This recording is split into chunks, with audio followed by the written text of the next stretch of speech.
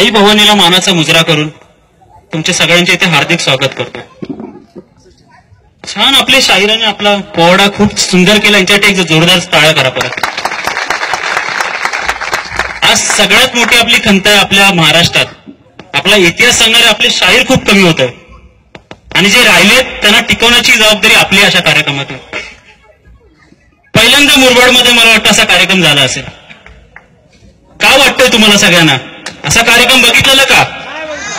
कारण चिमणी उडाली कावळा उडाला सगळेच करत असतात, आपली संस्कृती आहे।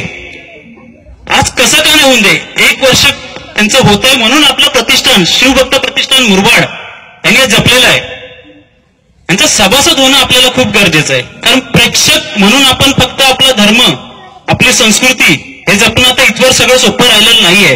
ही मुलं मला वाटतं दर रविवारी आपला इथेच आरती होत असते, बरोबर का नाही?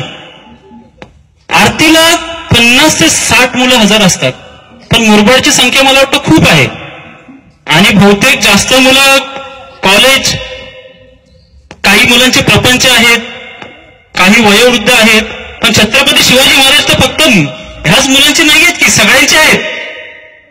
राहता कुठे तुम्ही रविवारचे?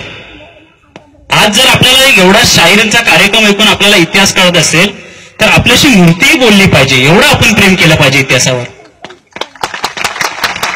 आणि आपला धर्म, आपण ज्या धर्मात आलो हिंदू धर्मात, त्या धर्मासाठी राजाने दिलेलं बलिदान, त्यांचे सुपुत्र शंभूराजे यांचं झालेलं बलिदान, किती पुढे पुढे इतिहास आहे अजून आपला। मुलांना साधा पहिलीतला इतिहास माहिती पडतो, पुढचा सगळा सपाट होऊन जातो। आता या मुलांच्या बरोबर येऊन मला तर असं वाटतं स्वतः तुम्ही ते हजर राहून सर्वांनी आपली जास्तीत जास्त संख्येने रविवारची उपस्थिती करून येणारा पुढचा वर्ष 1 मिनिट थांबवा, सगळ्यांनी 1 मिनिट थांबवा, वाजू नका कोणी।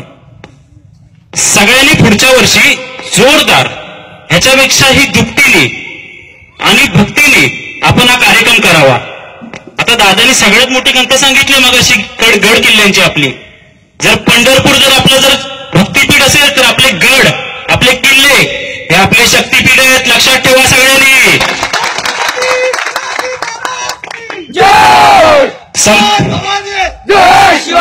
संपून जाऊ आपण जर आपले गड किल्ले संपले तर।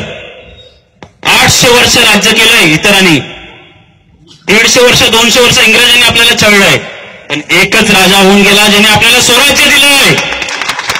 स्वराज्याचा विसर कसा पडू शकतो आपल्या सगळ्यांना? आज परत वेळ आली